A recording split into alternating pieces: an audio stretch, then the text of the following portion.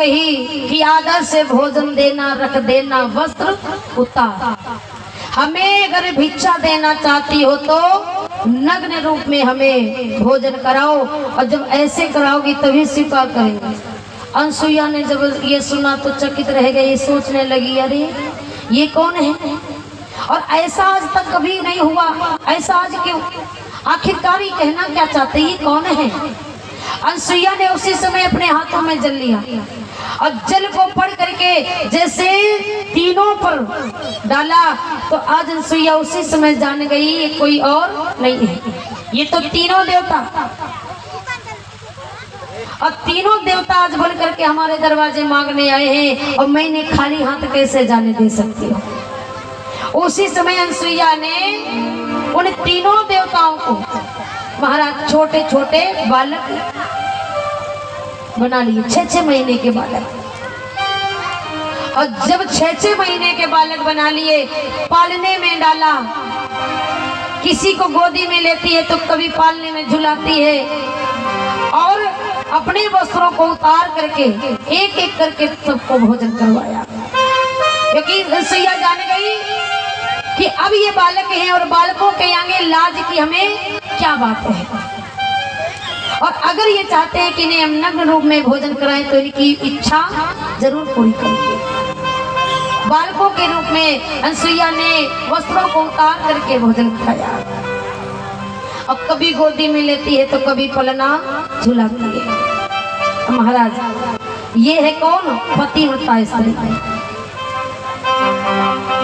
लेकिन आजकल पतिव्रता बनना सब चाहते हैं, लेकिन महाराज नकल नकल होती और असल असल होती है। अब नकल करने को भी अकल की जरूरत है, क्योंकि अगर नकल करो तो भी थोड़ी अकल का प्रयोग करना पड़ता है। अब नकल असल की एक बात बताएं, जैसे सती अनसुईया जैसी पतिव्रता थी परीक्षित महाराज, बहुत सुंदर बात हम बता रहे हैं नकल और असल की, क्योंकि नकली बात नकली होती है। एक पतिव्रता स्त्री थी, अब पतिव्रता स्त्री को देख करके महाराज, क्योंकि पतिव्रता स्त्री क्या करती है कि एक बार उसने क्या किया, पतिव्रता थी, धान कूट रही थी, पतिव्रता स्त्री धान कूट रही, एक बार यहाँ धान होती है ना, हाथों से कूटा जाता है पहले, तो हाथों से धान कूट रही थी, और उसी समय उनके पति आ गए, उसी समय उनका पति का आना हुआ, और जैसे पति आए तो सीधे यही कहा कि हमें पानी दो। क्या कहा कि हमें पानी दो, और जैसे ही पानी का उच्चारण किया तो वो पतिव्रता स्त्री ने क्या किया कि धान कूट रही थी मूसल से, और जब पानी का नाम आगे आया तो वो मूसल ऊपर का ऊपर रोक दिया, और ऊपर का मूसल को जब रोका तो मूसल ऊपर रुक गया। क्यों रुक गया? क्योंकि पतिव्रता थी, और ऊपर मूसल रोक करके पानी पति को पिलाया और फिर धान कूटने लगी। और यही बात पड़ोस की बहन जी देखती रही, सोचने लगी इतनी पतिव्रता स्त्री, यानी इसके पतिव्रत सेवा में इतने में ताकत है, अब तो हम भी पतिव्रता स्त्री बनेंगे। परीक्षित महाराज है नहीं, हम बनेंगे, यानी हम भी ऐसा करेंगे। अब वो नकल करने जा रही है, काहे की? पतिव्रता की, क्योंकि सोच रही अगर ये मूसल टांग सकती है तो क्या हम नहीं, हम भी ऐसा करेंगे, हम भी अपने पति की सेवा करेंगे। अब महाराज अपने घर में पहुंची, अब उस दिन अपने पति के लिए खूब अच्छा बिस्तर लगाया, पति देव आए, बिस्तर बढ़िया देखा, चकित हो गए, सोचने लगे आज क्या बात है, बड़ा अच्छा बिस्तर लगा है। लिटाया अपने पति को, चरण दबाए। पति ने सोचा जो काम इतने साल में नहीं हुआ वो आज क्यों हो रहा है, इतनी सेवा क्यों हो रही है। कहने लगे क्या बात है, आज कोई बात है क्या, इतनी सेवा काहे के लिए?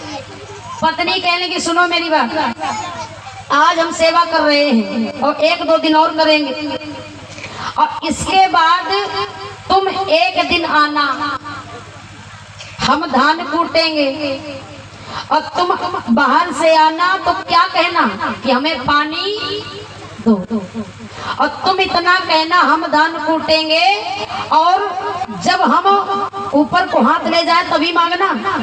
पति देव कहने लगे ये इसका मतलब क्या है कि हम तभी मांगे। पत्नी कहने की देखो जो हम कह रहे हैं वो इतना ही तुम्हें करना है। पति देव कहने लगे ठीक है, कि कितना डरते थे महाराज, जो काम कभी नहीं करती वो आज कर रही है। पति देव कहने लगे हाँ जैसा तुम कह रही वैसे ही करेंगे। कहने लगे जब हम कहें तभी, जब हम धान कूटे तब आना, हाथ जब ऊपर हो तब पानी मांगना। पति देव कहने लगे हाँ मांगूंगा। अब महाराज एक दिन बैठी धान कूटने, अब पति देव को तो पहले से समझा दिया कि ऐसा करना है। पति देव उसी समय आए और कहने लगे हमें पानी दो। जैसे सुना तो पत्नी ने सोचा कि वही काम हमें भी करना है।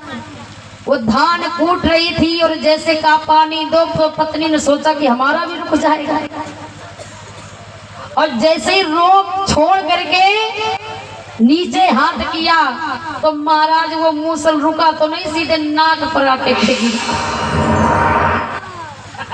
अब पत्नी को इतनी गुस्सा आई, उठाया डंडा।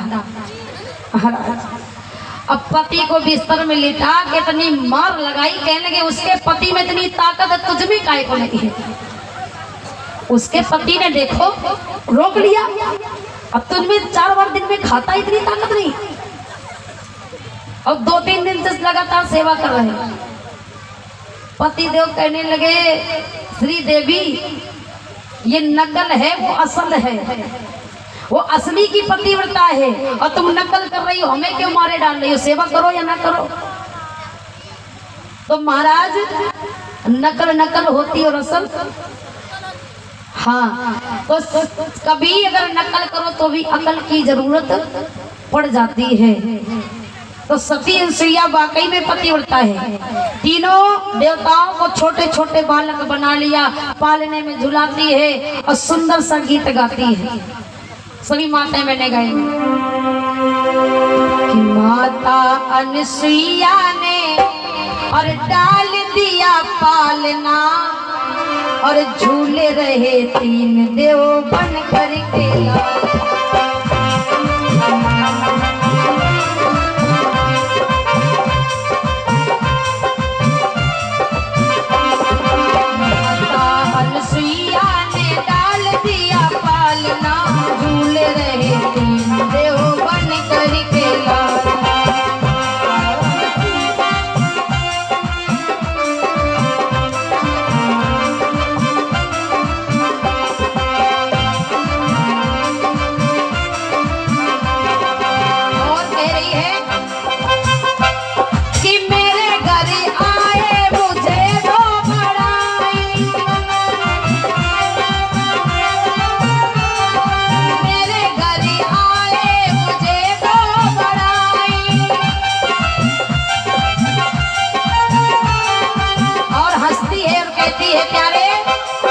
भारत की देवियों से आज हुआ सामना, झूले रहे 3 देव बन करके।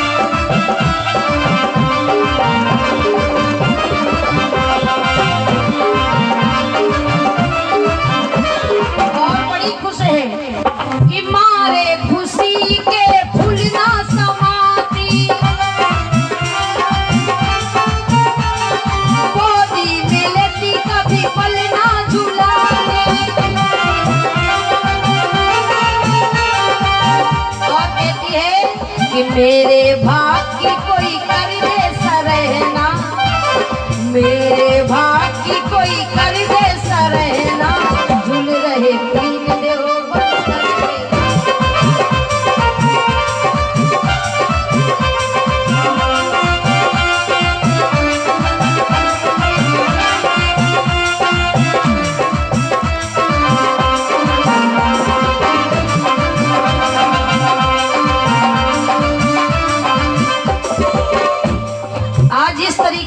मैया अनसुईया ने तीनों बालकों को पालने में झुलाती है। और ये दृश्य जब नारद जी ने देखा तो बड़े हंसे, कहने लगे अब तो तुम इसी लायक हो, क्योंकि अपनी अपनी पत्नी की बात मान करके तुमने ये काम किया। अब पालने में लेटे हैं, देख सकते हैं पर कुछ कर नहीं सकते। अब महाराज इधर देवियां इंतजार करते रही कि मेरे पति देव अभी आ रहे होंगे, अभी आ रहे होंगे, लेकिन महाराज कहीं ठिकाना नहीं, आए तो आए कैसे। तब तक नारद जी वहां पर पहुंचे और नारद जी ने जाकर के ये सारी बातें बता दी। तीनों देवियां कहने लगी नारद जी क्यों, क्या हुआ मेरे पतियों के साथ में। नारद जी कहने लगे देखो हुआ कुछ नहीं और हो बहुत कुछ गया है। देवियां कहने लगी क्यों।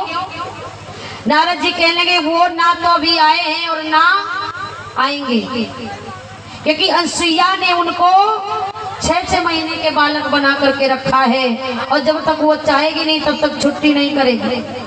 तीनों देवियां कहने लगी प्यारे अब क्या होना चाहिए, इतने दिन हो गए, ज्यादा दिन उनके बगैर नहीं रह सकते, क्या करूं। नारद जी कहने लगे देखो अगर उनको अपने पास बुलाना चाहती हो तो जैसे तुमने उनको भेजा है वैसे तुम भी जाओ। देवियां कहने लगी मतलब। नारद जी कहने लगे उनके तुमने रूप बदलाए, हाँ, झोली डलवाई, हाँ, तो वैसे तुम भी अपने अपने रूप को बदलो और एक एक झोली डालो और भिक्षा मांगने के बहाने पहुंचो और जब मैया भिक्षा दे तो इनकार कर देना और उसके बदले में तो अपने अपने पति को मांग लेना। तीनों देवियां खुश हो गई, कह लगी नारद जी बहुत अच्छी बात बताई। अब महाराज तुरंत ही अपने रूप को बदल करके अपने रूप को, और तीनों देवियां सती अनसुईया के आश्रम में पहुंची, आवाज लगाई माता भिक्षाम दे। और जैसे आवाज मैया अनसुईया के कानों में पड़ी भिक्षा लेकर के बाहर आई और जब देना चाहा तो तीनों देवियों ने मना कर दिया। अनसुईया तीनों को देख करके चकित हो गई, क्यों, क्योंकि बात दिमाग में वही आई, विचार करने लगी कि जब पहले आए तो 3 आए थे और जब फिर आई तो 3 आई है, मतलब क्या है, ये कौन है, ये भिक्षा लेने से मना क्यों कर रही है। अनसुईया कहने की क्या चाहिए। तीनों देवियां कहने लगी मैया हमें भिक्षा नहीं चाहिए, हमें हमारे पति वापस कर दो। और जब पति की बात की वापस कर दो, मैया अनसुईया कहने लगी कौन पति, कैसे पति, कहाँ। तीनों देवियां कहने लगी मैया आपने छिपा करके रखा है, बताओ ना मेरे पति का है। और जैसे बार बार पूछा अनसुईया कहने लगी देखो चलो मेरे साथ, आपके पति मुझे नहीं मालूम कैसे हैं, कौन से हैं, और मेरे पास 3 बालक हैं और इनमें से जौन जिसके पति हो वो अपने अपने पति लेकर के जाओ। अब तीनों देवियां जो पहुंची हैं तो देखा कि पालने में झूल रहे 6-6 महीने के बालक। अब तीनों देवियां कहने लगी मैया ये कैसी बातें कर रही हो, ये बालकों को मैं क्या करूंगी, ये मेरे पति नहीं है। ब्रह्माणी कहने लगी मेरे पति जो सदैव वेद पुराण पढ़ते हैं, ये बालक कैसे मेरा पति हो सकता है। लक्ष्मी जी कहने लगी मेरे पति इतने सुंदर हैं। सब अपने अपने पति की बखान करने लगी और स्वरूप का ज्ञान कराने लगी। कहने लगी अनसुईया तुम्हें नहीं मालूम, मैया मेरे पति बड़े ही सुंदर हैं और मैं इन बालकों को करूंगी क्या। और अपनी अपनी पति के स्वरूप का वर्णन करने लगी। उमा कहने लगी मैया मेरे ये पति नहीं है, क्योंकि सुनो मेरे पति कैसे हैं। अनसुईया कहने लगी सुनाओ। तो उमा ने बड़ा सुंदर जवाब दिया मैया कि मैं बालम, मैं ये बच्चों को नहीं लेके जाऊंगी, मैं बालम, मैं साजन, मैं सजना वही लूंगी, भंगिया पीने वाला मैं बालम वही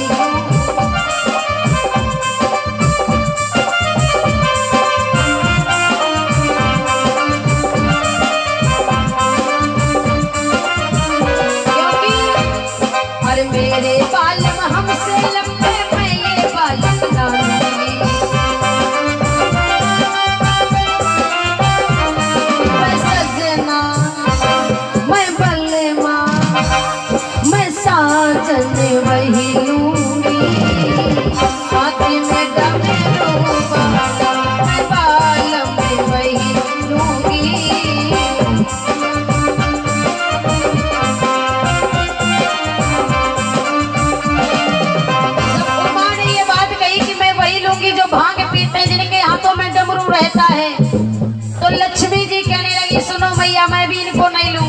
अगर इनके पति ऐसे हैं तो मेरे भी पति कैसे हैं, सुनो। मेरे बालम चक्रधारी मैया, मेरे बालम चक्रधारी मैया, ना लूंगी मैं हूँ पति अपने को प्यारी मैया, ना लूंगी वो मेरे बालम चक्रधारी मैया।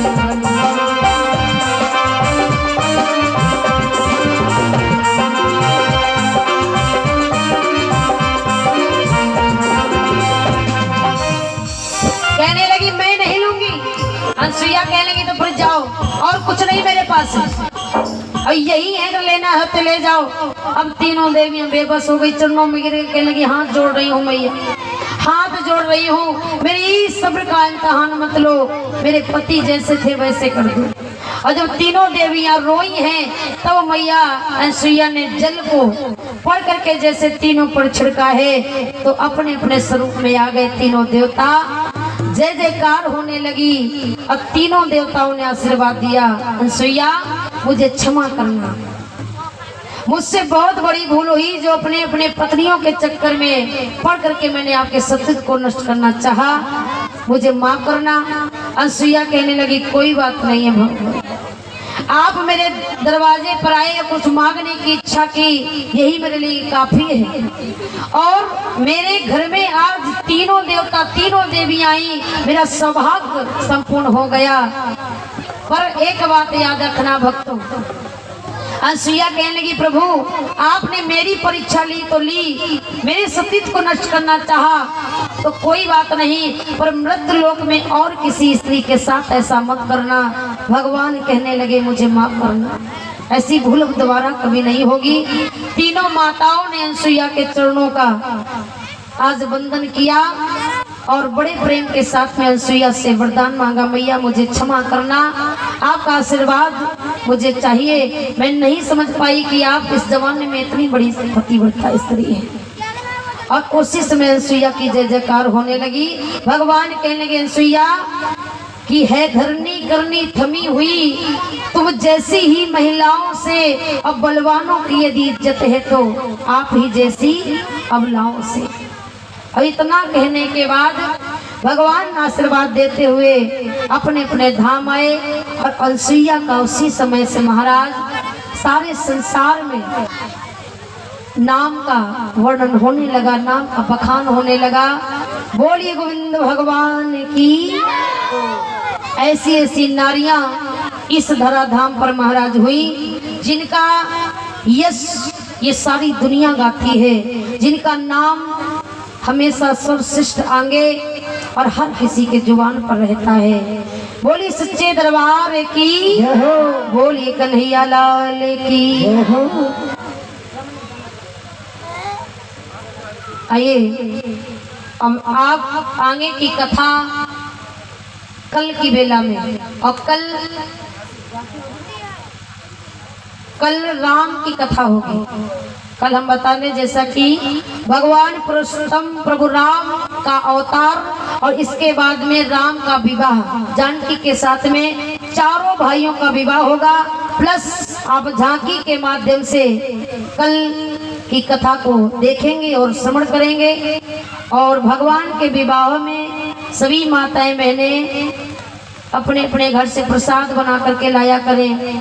भगवान के विवाह में श्रृंगार का सामान वस्त्र आभूषण बर्तन जैसी जिसकी श्रद्धा हो, परीक्षित महाराज सोना चांदी हीरा मोती भगवान के विवाह में समर्पण करेंगे तो महान कृपा होगी। कहना मेरा काम है, करना आपका काम है। बोले सच्चे दरबार की। अब भगवान के विवाह में आएंगे सभी लोग।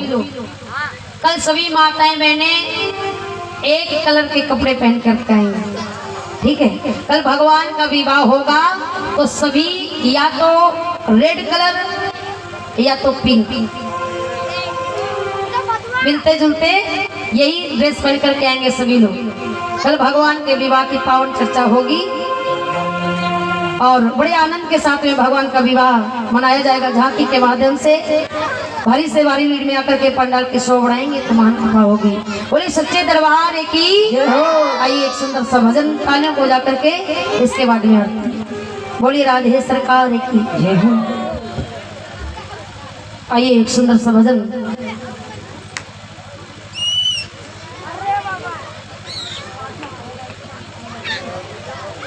बोलिए राधे सरकार की जय हो। एक ताली बजा करके बोलेंगे।